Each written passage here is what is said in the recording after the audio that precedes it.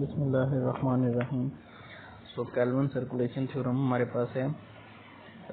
हमारे पास वो कहता है कि स्टेटमेंट है the circulation around the material loop of a particle changes, यानी सर्कुलेशन जो है मटेरियल लूप पार्टिकल की तरफ उसी वक्त चेंज होती है if the net viscous force on those particle given non zero integral.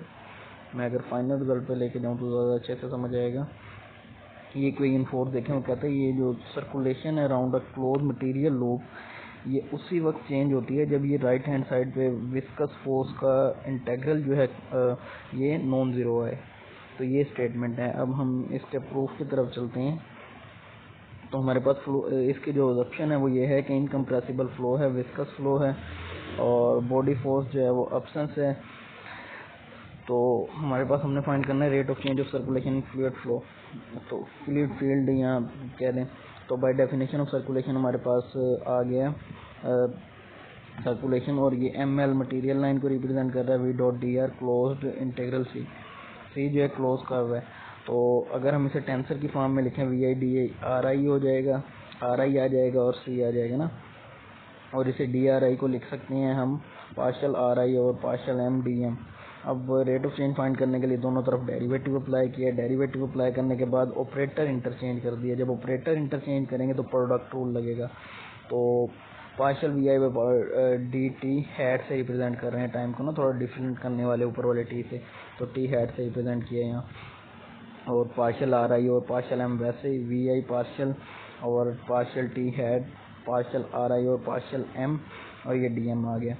अब यहाँ से हमारे पास जो है दोनों अलग अलग हो जाएंगे, दो टर्म बन जाएंगे और दोनों में से चेक करेंगे कि कौन सी टर्म जीरो बन रही है। तो देखें V I partial T hat partial R I और पार्शियल एम डी एम हमने ले लिए। और यहाँ से हम क्या करेंगे, V I partial D M partial V I by partial T hat D M आ जाएगा ना हमारे पास।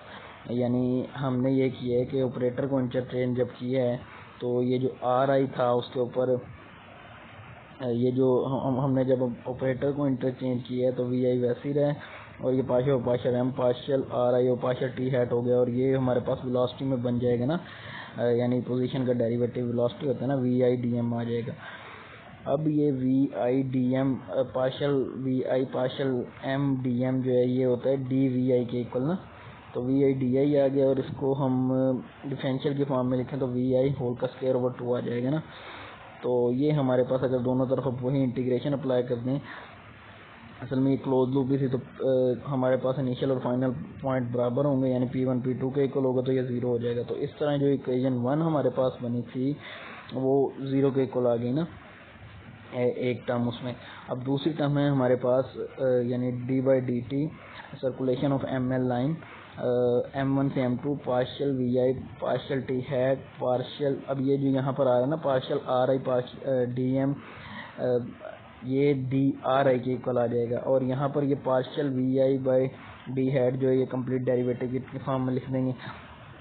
अब इसे इक्वेशन 2 का नाम देके D V I by D T निकालने के लिए हमें पता है कि rho D V by D T rho G V minus rho G V delta P plus mu delta square हुई है ना। अब बॉडी फोर्स एब्सेंस है तीसरे में हमने बताया है ना एजप्शन में, तो हमारे पास ये आ जाएगा। और इसे टेंसर की फॉर्म में लिखें तो आ जाएगा rho D V I D T minus curl of P I और curl of J V I आ जाएगा।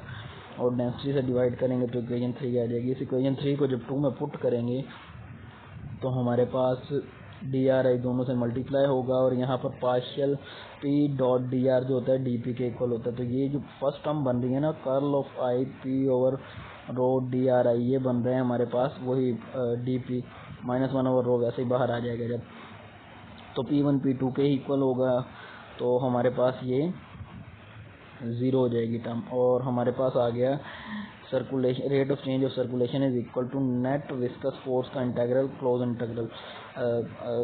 क्लोज का। तो वही बात आ गई, हमने स्टेटमेंट क्या कहा था कि rate of change of circulation जो है वो हमारे पास उसी वक्त change rate of change of circulation उसी वक्त, यानी rate of change of circulation में चेंज उसी वक्त अकर होगा अगर विस्कस फोर्स, ये जो 4 वाली में देखें विस्कस फोर्स का इंटीग्रल नॉन ज़ीरो हो। तो अगर ज़ीरो होगा क्योंकि हमारे पास फिर वो कांस्टेंट आ जाएगा ना।